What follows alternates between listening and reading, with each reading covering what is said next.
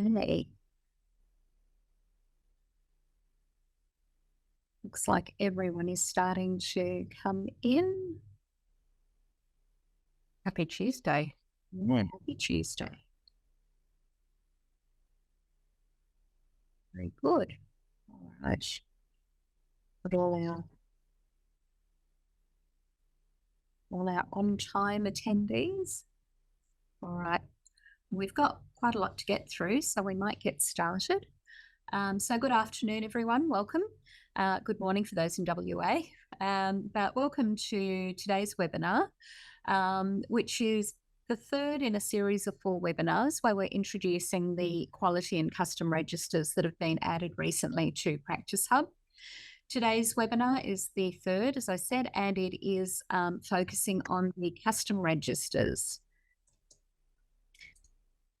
All right, so in the spirit of reconciliation, Practice Hub acknowledges the traditional custodians of country throughout Australia and their connections to land, sea and community.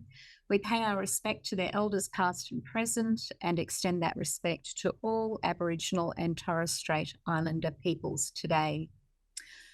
Once again, welcome. A couple of housekeeping things. If you have a question as we're going through today, please add it to the Q&A field and we will work through those. And a link to this recording will be sent to you after the webinar. So you'll have a record of this. You can go back and watch it again, and you can also share it with your team if you like as well. All right, so a bit of an overview of what we're going to talk about today. We're going to talk about how custom registers are a better way to consolidate information in Practice Hub. We're going to have a look at the key features. We're going to talk about how you set up your custom registers, how you then use them. And lastly, we'll talk about transitioning from existing systems and processes that you already have in place, because we know that the types of things that you would create custom registers for, you keep in other systems or other ways at the moment. All right, so I'm going to hand over to Vanessa Law, who's our head of product here at Practice Hub. And Vanessa, if you would like to kick us off. Sure thing. Thanks, Anna-Maria. Hi, everyone. Welcome to today's session. So today we're here to chat to you about custom registers. For those of you that joined us for webinar 1, we touched on some of the reasons why we actually created the custom registers module. But I'll just recap to say that we realised as we were building out quality registers that we had a need beyond managing feedback incidents and risks. And as a result, custom registers was born. And really what custom registers is a new way to structure, organise and connect information in Practice Hub. So it is different to using, for example, a table in a page in the manual. It actually gives you a much better experience. It's a little bit like Excel. And in fact, we're actually suggesting that you could say goodbye to Excel for those of you that do use it, if you want to store and manage information in Practice Hub. Ideally, the reason that it's here is that we do want to reduce reliance on other systems and locations. We think that in Practice Hub, you get the most value out of it if you actually use it as a central repository where you've got all the information that you need for you and your team. And custom registers also helps to improve visibility and accessibility. So we've actually changed the way that we manage permissions or grant permissions in custom registers, and we'll take you through what that looks like today. We've also introduced some new features that don't exist elsewhere in Practice Hub other than quality registers. There are very different and extensive filtering and sorting capabilities, and we've also got the ability to export the information out because we understand that you may wish to report on this or do further analysis on any of the data that's captured in custom registers. So some of the key features that I just sort of touched on, it really is designed to meet your needs. We realised that we were never going to be able to create a register for everything that you needed. And so what we did was come up with the idea that you could actually create and define registers that meet your needs. And by that, what we're saying is you can create the columns you need. You can decide what type of columns you want to have in there. You can actually choose who can see and do what within custom registers, and we're granting permissions on a per register basis. And so what that means is you've got 5 registers and you've got 5 different groups of people that you want to be able to access, edit, and or manage. You can actually grant permissions on a per register basis rather than here's custom registers and everyone can access everything that's in there. You can do it for each register as required. The column types that we have, and the reason why we actually prompt you to select the type of column, is all about how we structure the data. So if you do want to filter, if you do want to easily find information, it's much easier and it's a much better user experience if you're actually looking for structured data. So for example, if we add a column type that is a date, you can actually choose that date from a calendar field and we'll always pick up that date range when we're filtering. Some examples of where you might actually start to use registers. We created a couple of templates just to get you started if you've already been in and had a look. We created a training register and a medicine list.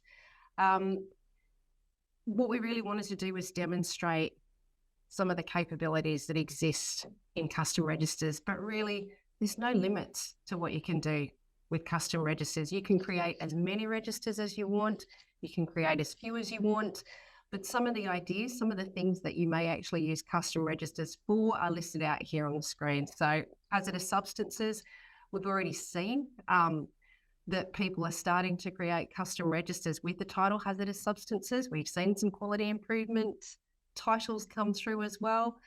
It could be a key register. It could be anything that you currently manage, either on paper or in other tools and systems like Excel. It's where you particularly want to share that information and make sure that it's transparent and visible to some or all members of your team. That's where we're recommending that you actually start to use custom registers. Maria, if you can just flip to the next one. So some of, I guess, the key questions and further information can actually be found in the release notes that are currently available in the resources section of Practice Hub. Who can create a custom register? So anyone that actually is an administrator today can navigate through the side menu to registers and select Manage Registers option. From there, you can create a custom register, and for each custom register, as I just mentioned, you can set the permissions for who can view, edit, and manage that register. You can do this at any time. You don't just have to do it at setup. In fact, you could skip it at setup if you really wanted to, and you can assign permissions at any point after you've published the register. And yes, there is no limit to how many custom registers you can create. The permissions, again, you really need to decide who needs to be able to view, edit, and or manage those custom registers. So a little bit more about how those permissions work. View means that the user can actually log in and view the register and all the entries that are in the register. They can't make any changes to the register. They can't actually, they can actually record data in there, but they can't edit the register. And editing the register is really about, I just got that wrong. Let me restart. Viewing is purely viewing. Editing is the ability for people to come in and actually update records in the register. So they can add entries and they can delete their entry if they've made a mistake. Manage is a new permission that we've introduced. And what this means is the person or people that are responsible for managing that actual custom register. So not only can they view and update records, so they can actually enter data in, they can actually modify the register layout. So if, for example, you create a register and you decide that you need an additional column, anyone with that can manage permission can come in and add that additional register column. So they'll have access to the edit button, which means they can update the register layout or schema. People with the manage permission can also set permissions for other members of your team. So if you've got a new starter and you actually want them to be able to access a particular register, whether it's for view or edit or even manage, anyone with that can manage permission can come in and assign those permissions out for that user. And lastly, anyone with the can manage permission can also delete the register. Not something that we recommend because if you do delete, we cannot retrieve that data, but the ability is there. So the Can Manage permission is a little bit like an administrator, but it's for a specific register. Thanks, Anna Maria. Thank you. I was going to say, I think one of those things, rather than deleting, what you might just do is use permissions to actually structure access, remove access for people if they no longer need to see a particular register. Absolutely. Getting ahead of ourselves. We are. We are. So we are going to go over into my test site in a minute and have a look at how it all works in real life. As Vanessa mentioned, we've given you a couple of registers to get started with, the medicines list and the training register. You'll see the different column types. And a couple of other things you can do is you can duplicate a register, which is great. So you can copy a register, which will copy the headings and the structure, but not the actual entries.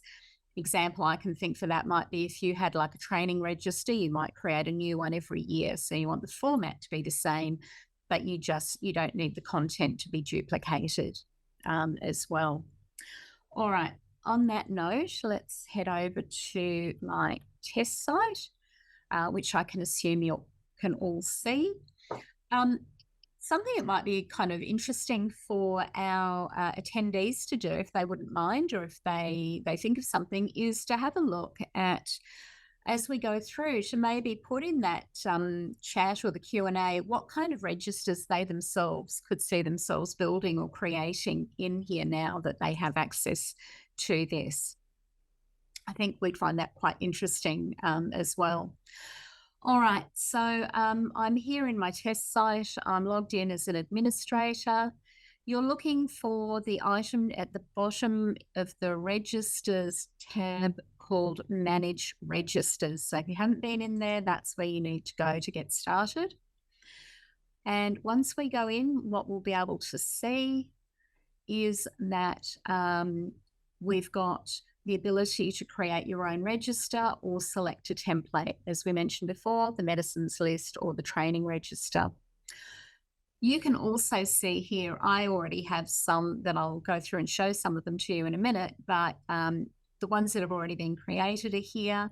You can see some details around the columns, when were they created, last updated, and there's also some action items under the 3 dots here. So if we want to edit, duplicate or delete, we can do that from there as well. But look, let's get started with a new register.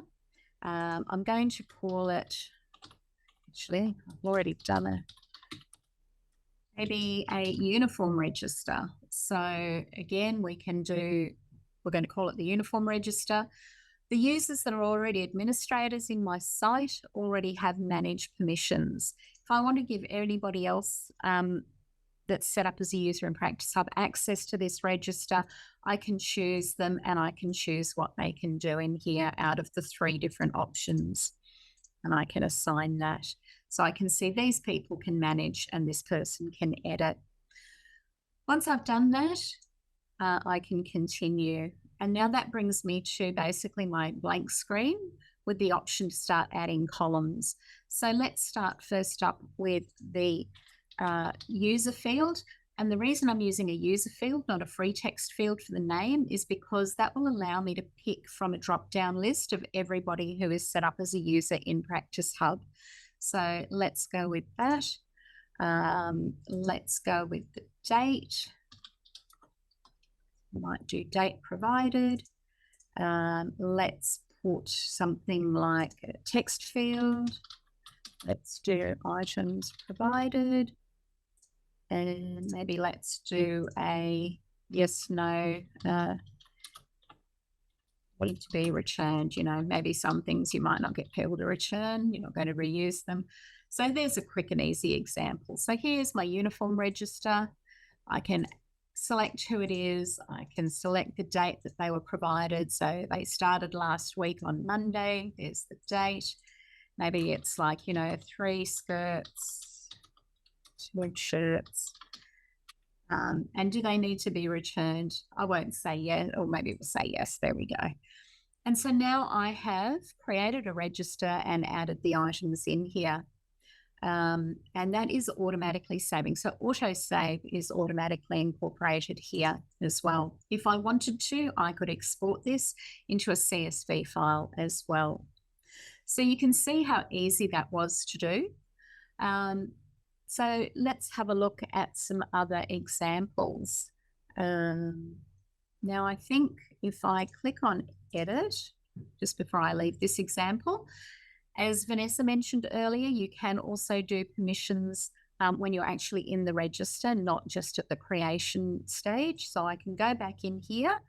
And if you remember, Bobby Brown here had editing permissions. Maybe I actually want to change that and just say they can only view now. But that's a really easy way in which to go through and review and update permission settings within each individual register. If I want to change the register, edit the name, again, you can see there was the little pencil, so I can update the name of it as well. And Maria, it might be a good time just to call out that once you've started to record data, you can't change the column types. And so while we were just editing, you can change the name, you can add columns and you can remove columns, but you can't change the type of columns. And the reason for that is because the column type is structured. If you were to change it to a different type of column, we would need to map the data and change it. And for that reason, we're not currently supporting that because a date might not necessarily map nicely to a text field and a text field might not map nicely to a date field. So that's the reason you can't actually change those columns once you've started to record data in there. Cool. Excellent. Good point. Thank you. All right. So if we have a look, any register that you create will end up under the registers tab and they'll be there in alphabetical order. So those of you that would be familiar with the 3 registers that were there previously, contracts, equipment and insurance, they are still there under the registers tab, but they're now in alphabetical order in between all of the other custom registers that you've created. Not forgetting also the quality registers that were released last week as well. And some of you may have attended our webinar last week where we talked about quality registers. So those other registers are all listed in here in alphabetical order. So just a quick look at some of the things, you know, your accreditation action plan, you could create a register for that. So that's a really simple, you know, what criterion does it relate to? What are the actions? Who's responsible? When are we going to do it by? Has it been created? Yes or no? Do we have any notes we want to add? Based on things that you've got in your quality register, you might have a quality improvement register. So again, great for evidence, you know, what date did we put this in? What's the activity? Why are we doing it? Who's responsible? Has it been completed? Do we have any notes that we want to add to that?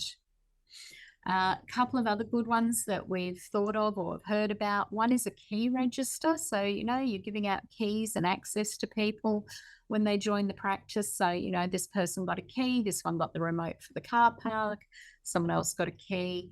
When did they get them? When did they return them? So things like that are quite useful.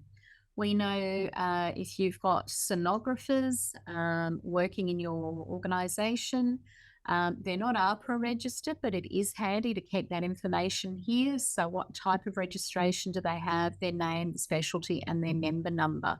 So those sorts of things can go in there. Another one that you might find useful to think about is the working with children and police check register. So again, you know, the person's name, do they need it? Some of these columns are now quite tight, but what's the number? When does it expire? Where was it issued? Do they need a police check? Yes or no? I think these yes, no columns are probably one of my favorite things, to be honest. And, you know, again, what's the number? When does it expire? Where was it issued? So I know particularly in places like South Australia, certainly the working with children checks are very important. So this is a really good way of being able to keep that information all in one place. Of course, we do give you a training register template to get started, and then you can always customize it. You know, when was it completed? Who did the training, the topic, the provider? what was the reason, how long, was it online, in person, whatever it was they did, has it been completed? Is there a certificate that came with it, yes or no? So even in-house training that you do, you could log that on here. And again, for those of you that get accredited, this will be a fantastic way of providing evidence of that training as well. All right, so we might just have a think about tomorrow's screen. Here we go. So one of the things we wanted to talk about was around transitioning. So, one of the catchphrases we've been using in the organization is, say goodbye to Excel, because we know that you keep a lot of stuff in tables and in Excel. So this is a great way of thinking about what could you move into the custom registers. So if you're already creating tables, think about those sorts of things because of those enhanced permission settings, because of the configurable column types and layout. And a big thing, of course, that the fact that you've got information stored in fewer locations. So having a think about what might you transfer over, anything in a table, that could be all sorts of things, but otherwise maybe think about things that have got a time frame base. So maybe stuff that you've been recording in this current financial year or calendar year, or things that you've been recording going back since your last accreditation assessment. So something like your quality improvement register, if you were accredited in 2022, then maybe that's kind of the line in the sand that you draw and go, okay, everything that we've done, that we've put in a quality improvement register since our last accreditation, we're going to put in this new register. Same goes for things like training. Or if you've got items that are open, they're still in progress, those might be things that you want to include as well. The other important thing, of course, is how are you going to communicate these new workflows to your team? Of course, you can use the messages function in Practice Hub and either post to the message board or send an email. And don't forget to update policies and procedures to reflect the use of these new registers. So I was talking to a practice earlier today. They've got one process for recording their CPR information. And so that process, the policy explaining to the staff how it needs to be recorded, is going to be changed to reflect the fact that they now use the training register in Practice Hub for that. All right. Not sure if we have any questions or comments at this stage. But Vanessa, is there anything else you think we might need to tell our attendees today? Don't think there's anything else to add. We don't currently have any questions that have been raised by anyone on the call. We are doing a wrap-up session on Thursday this week. Thanks, Anna Maria, for popping that up. We're very keen to get feedback, particularly on custom registers. I know that we release both quality and custom registers together, but we really want to understand how custom registers can help you in your organisation. We're keen to get any ideas around, are there other templates that we should be supplying? What other things can we do to help you and your team? So any feedback is always appreciated. Good, bad, or indifferent is what we always say. We're here to help you, and the only way we can do that is if we actually hear from you. So any suggestions, if you love it, tell us that as well. It's always great to share that with our team and to let them know how things are going. Yep. And thank you to Anne. Can you see the webinar from last Thursday? Yes. What we'll do is send links to all 4 webinars out to you. I think that's the plan, isn't it? Yeah, I think after Thursday's session. Yeah, exactly. So after this Thursday's session, we will. But Anne, you've registered. So the fact that you registered, you'll definitely get a copy of the recording from last week as well. So thank you for that. I think, Vanessa, the other thing too is the feedback from our customers is so valuable, because these things, even though they've been released, that doesn't mean that's the end of the road, particularly with custom registers, because we're really interested to see how people use them and therefore what other things we might, what other functionality might be requested. We don't know everything from everyone, but we have to prioritize, and what people request and how they use these will help us to prioritize what we do next. Absolutely. And Anna Marie, you just reminded me, it would be remiss of me not to mention, if you haven't been into Manage Registers yet, once you do go in there, there are actually a couple of in-platform product tours designed to help you. They'll show you some of the stuff that we've just been through, like how do you add columns, the different column types, how do you use drag and drop to, change the layout, even if you've got your columns in there. They're there to help you. So they're a very simple tour. Don't be afraid. Don't think you need to remember everything or you need to have the release notes next to you. That's not the intent. So those in-platform product tours are there to help guide you through getting started with managing registers. They are indeed. And of course, I was remiss in not mentioning that in the side menu under resources, you will find the release notes for custom registers full of good information, most of which we've covered today, but also some frequently asked questions and just a handy reference for you as well. And also paired up with that is also release notes for quality registers as well. So this is a really good, in addition to the product tours that you'll see pop up when you go in, these two documents, particularly for today's topic, the custom registers under resources, I think you'll find really helpful. All right, well, with a couple of minutes to spare, we might leave it there. Thank you to everyone who joined this afternoon. We'll hopefully see you on Thursday where we'll do a wrap up. But in the meantime, feel free to reach out if you have any questions, and we hope you enjoy creating some new registers. Thanks, everyone. Thank you.